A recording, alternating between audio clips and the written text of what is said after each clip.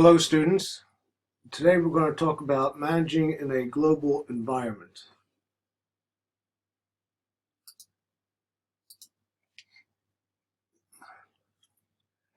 The advances in communication and transportation have now allowed us to almost have a borderless world because you're able to travel and communicate worldwide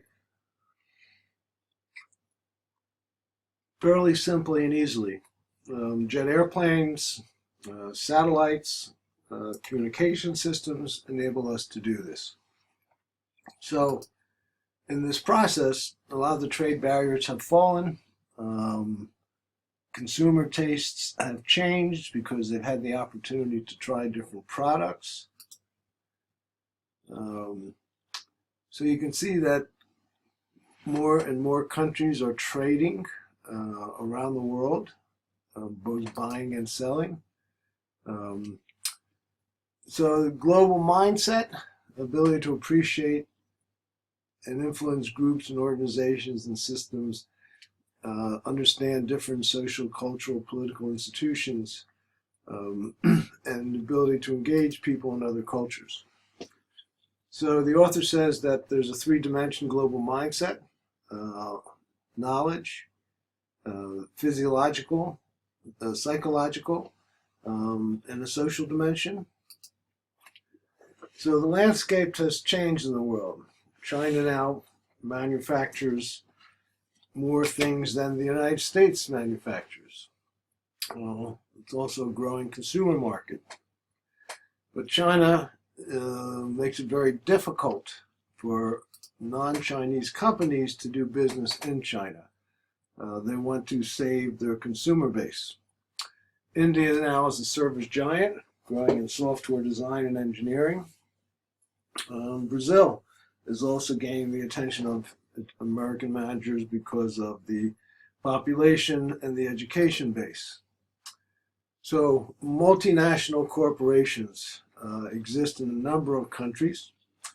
They can move assets from country to country. Often they set up headquarters in countries so that they don't have to worry about tariffs or other barriers that might be put up. And one of the big problems right now is a lot of American companies have a tremendous amount of assets overseas, but they can't bring them back to the United States because they'd have to pay prohibitive taxes. So they have money sitting in accounts all over the European Union. So multicultural corporation managers have to have a global perspective. Some place emphasis on their home countries. Some, continue to have a much more polycentric focus oriented to all of the places in which they operate. So Americans don't particularly like globalization. Most believe that other countries receive the benefit. Those are our balance of payment problems, where we buy too much and we don't sell enough. People primarily believe that the biggest problem with international trade is that we've lost jobs because a lot of American companies have moved overseas in order to get inexpensive labor. Some people say that the benefits flow back in terms of lower prices, expanded markets, some increased profits. Interesting, here the author says American shoppers say they would pay a higher price to keep down foreign competition. Well, I don't think that's true. Americans look at price and quality. They don't really look in terms of where it was made. I recently had a delegation of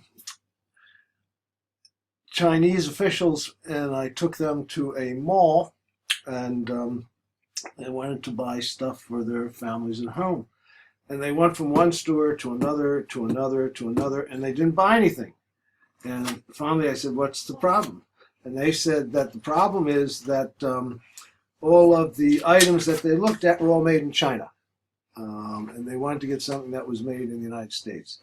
So interesting enough, the only place we found that had items made in the United States was the Disney store.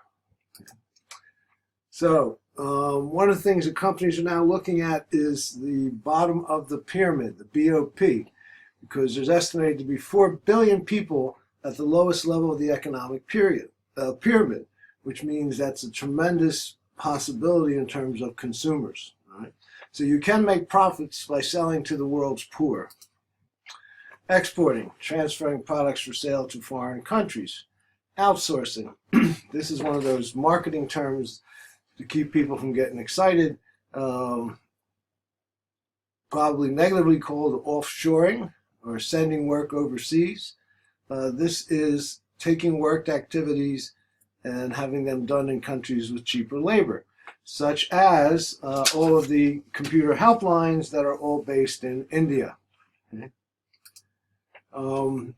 So here are some of the strategies for entering the international arena. Export, outsource, you can license, franchise, buy, lots of different ways to do it. Licensing, enabling a company to produce your product in another area. Franchising, McDonald's, Kentucky Fried Chicken, Pizza Hut are all over the world. You can use your funds to buy into a company or have a joint venture to take your product into another market. So, international business environment. Controlling companies in several countries can be very challenging. It took McDonald's quite a while to figure out that the Hindus in India don't eat beef, so now they have veggie burgers. Africa, labels on bottles have to include pictures because of illiterate consumers.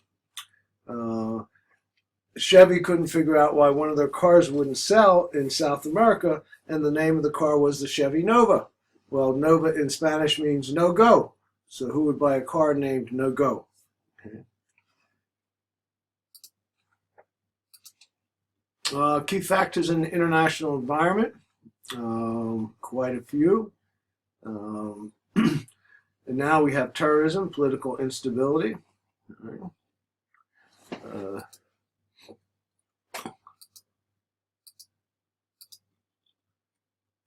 Economic environment. Economic countries are categorized as either being developed or developing based on the per capita income.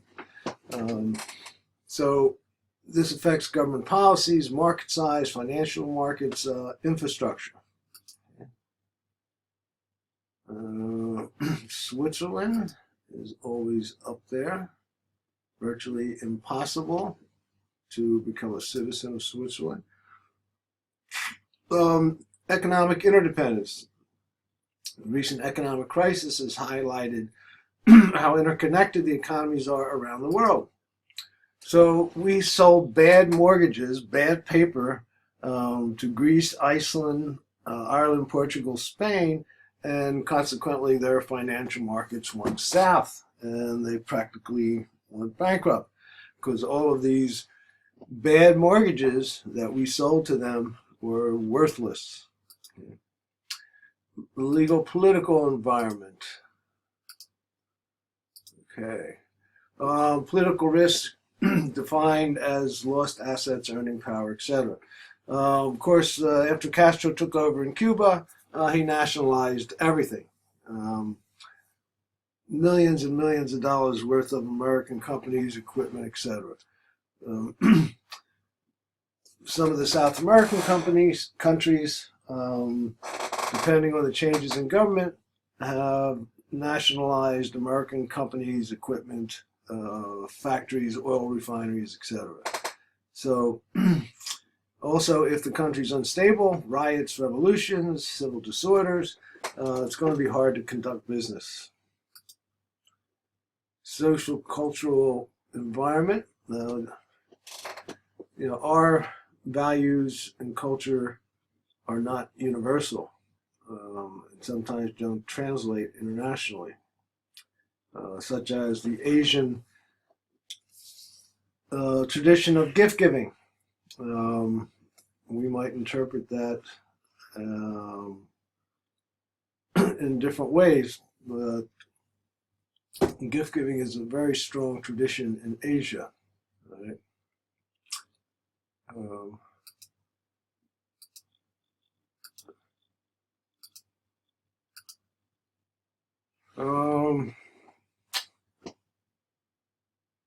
international value systems. Okay. You can see which countries value individualism.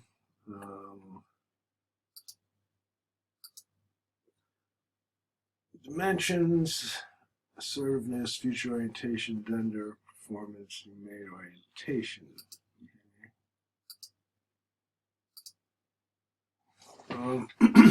So depending on the culture, some companies value assertiveness, go get 'em, such as the United States.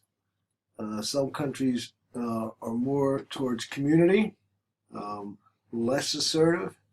Some countries think about the future more than the past. Some are strongly masculine.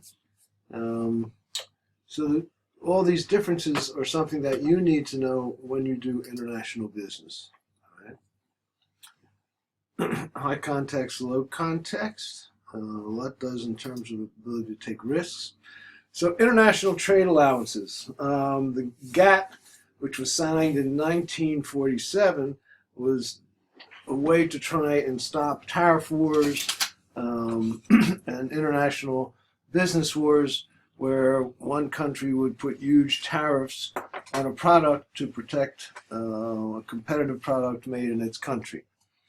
The World Trade Organization basically evolved from GATT. Now is a permanent global organization that tries to regulate fairness in terms of international trade. Biggest trade alliance in history is the European Union. All right. Now 27 nation European Union with one currency, no visas required to cross borders. Any European Union person can work in any other European Union member country. We did the North American Free Trade Agreement with Mexico, Canada, and the United States, sort of the same principles of the European Union, and there's lots of disagreement in terms of whether or not that is of any benefit to the United States, because a number of American companies, such as Maytag, washers, dryers, have all moved their operations to Mexico, taking all the jobs with them. European Union, big and growing. Of course, they are going to lose the United Kingdom, but Scotland may just stay in the Union. Okay. Well, so international management and globalization affects pretty much all companies these days.